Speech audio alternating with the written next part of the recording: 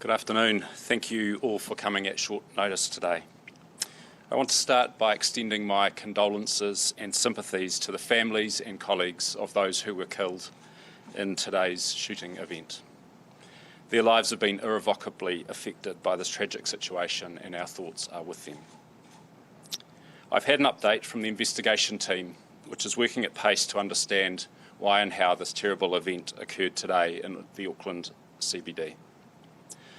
At 7:22 a.m, police received multiple emergency calls with reports of a person discharging a firearm from inside the third floor of a building under construction at the bottom of Queen Street. Police were on scene at the site within minutes. We're continuing to piece together the entire sequence of events, but what we know is as follows. The offender made his way up through the building site, discharging his firearm on multiple occasions. Police entered the building within 10 minutes. Staff from various groups right across Tamaki Makaurau responded, and members of the public inside the building were evacuated wherever possible. We know that several workers found refuge hiding inside the building during the event. At around 8 a.m, our Armed Offenders Squad, supported by Special Tactics Group, located the offender inside a lift shaft where he had barricaded himself and attempted to engage him, having secured the floors above and below.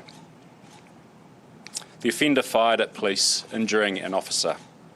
Shots were exchanged and the offender was later found deceased. Tragically, police located two members of the public deceased on the lower levels of the building site. The police officer was transported to hospital in a critical condition. We can advise he has stabilised. The four members of the public have injuries ranging from moderate to serious. At least one of these people self-presented at the Auckland City Hospital with moderate injuries. While the situation is still developing, we know that there may be more victims as they make themselves known to police, and these injury statuses may change. The building has now been cleared and the lockdown lifted. A scene guard will remain in place while investigations continue. This was an incredibly alarming incident for workers who were just starting their day. We've contained the situation and are not seeking anybody else. We have not formally identified the offender. However, we believe he is a 24-year-old. We understand he has worked at the construction site and believe the reason for his presence at the site this morning was connected with that work. We know that those who live and work in the vicinity may be feeling vulnerable. However, we can provide reassurance that there is no reason for ongoing concern about this situation. There is an increased police presence in the area, and we reassure the public that they can continue to come into the central city. The immediate vicinity remains cordoned while our team undertakes the scene examination.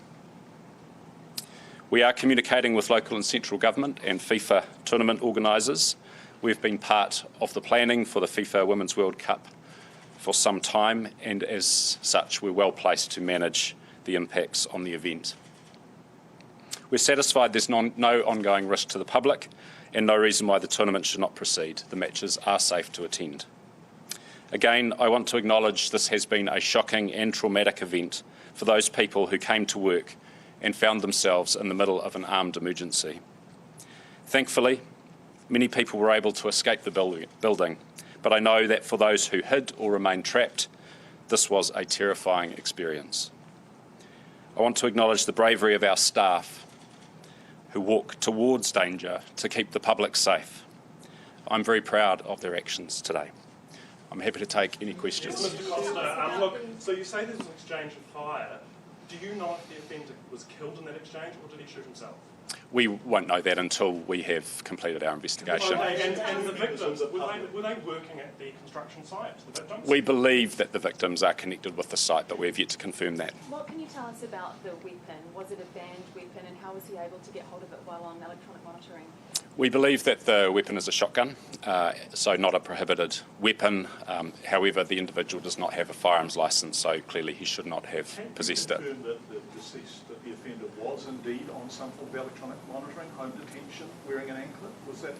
I can confirm that the offender is the subject of a sentence of home detention. However, he had an exemption to work at the site, and so there's no indication at this stage of a breach of those conditions. So he wasn't breaching conditions if he went to work and his work was at the site? We don't believe so. How come Aucklanders are again in a position where someone known to police has caused this level of harm? The individual's known for primarily family violence history. There is nothing to suggest that he has presented a higher level risk than was indicated by that history. Were Mr. Costa. checks done of his property to ensure that he didn't have access to firearms? Yes, there has been previous search of his property. I'm not going to go into fine detail about that because we need to work it through, but we have certainly never found him in possession of a firearm. Are you able to say where the victims were actually shot on their bodies? No, I can't give that kind of detail. Obviously, there's a lot of work still to Do you know do. where in the site they were actually shot? I'm told the lower levels of the building, that's all I know. What was the motivation? Was the police officer who's critically injured, was he or she shot by the offender? Yes, the injured officer was shot by the offender in the exchange of fire that occurred within the lift well, and that officer is expected to undergo surgery today. Do you know what But that's stabilised? Yes. Can you Do you know what the motivation for the attack was at this point? We believe it's connected with the work at the site, but I can't go into more detail than that because there's a lot of people to interview. But it's confirmed that there's no ideological motivation. We know of absolutely no suggestion that would say this is a national security type event. Can you give any more information around how he was able to conceal the weapon and get it into the building? No, I don't know yet the details of how he entered. That will all come clear. There are lots of witnesses for us to speak to. Now, what fears did police have as the incident was unfolding? Were there any concerns about more deaths? Well, this was clearly an active shooter situation. We had multiple shots being fired, including at the point our staff had arrived at the scene. That in itself is a terrifying situation. Our staff show the courage to walk towards that danger and deal with it, and they did. And as I say, very proud of them. And can I just ask, what lengths were police prepared to go to resolve this incident? We understand that officers may have shot from the Eagle helicopter as it was responding if necessary. Was that right? I can't speak to whether that occurred. They will be doing everything possible whilst trying to keep the public safe. Commissioner, in terms of the officers, you described police officers entering the scene, which is an incredibly brave thing to do. Who were the first responders? Who got there first? Were they just uniform cops, or did you get the armed offender squad there, or the special tactics group? We had staff responding from all over Auckland. We have a good number of armed offender squad represented within our core units, and so as I understand it, the staff who entered and moved through the building were at least armed offender squad qualified. What do we know about the perpetrator's mental state? Was that a motivation in the attack?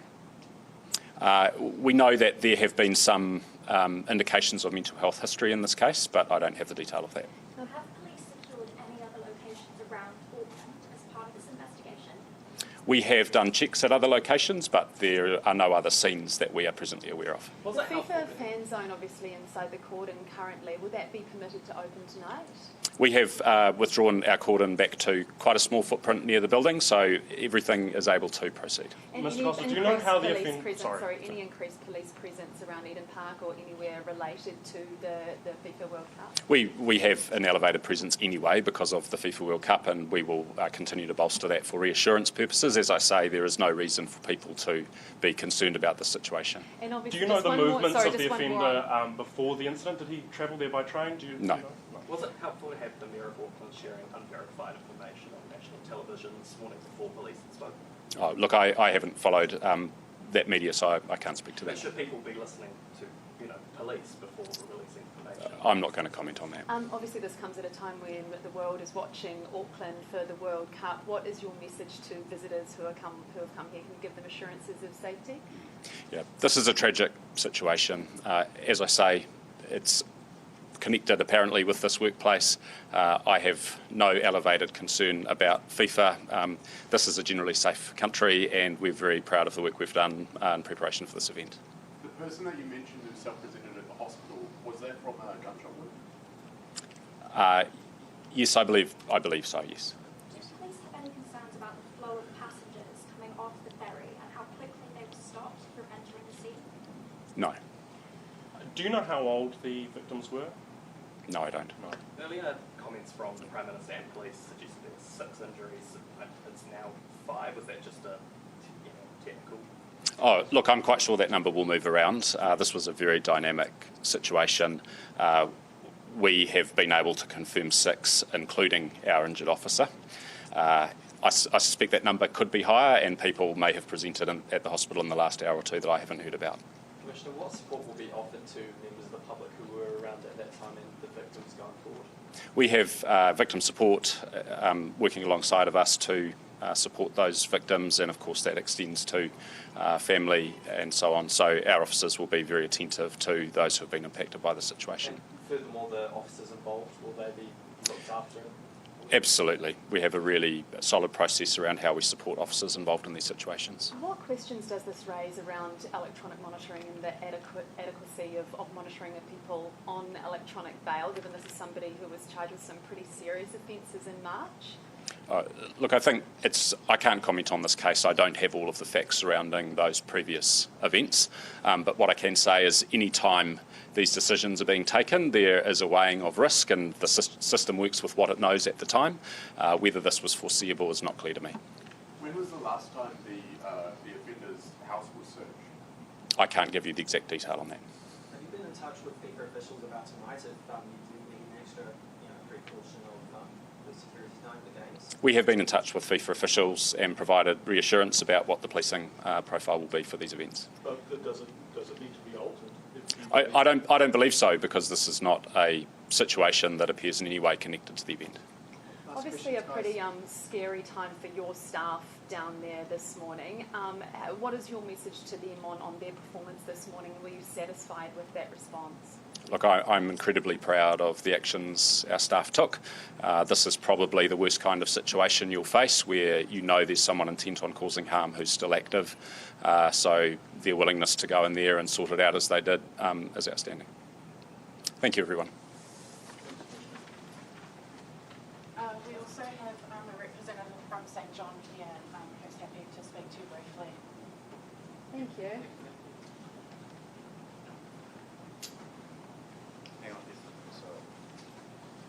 Afternoon, everybody. Stuart Coburn, General Manager, Ambulance Operations. Stuart, can you spell the Coburn? Cockburn.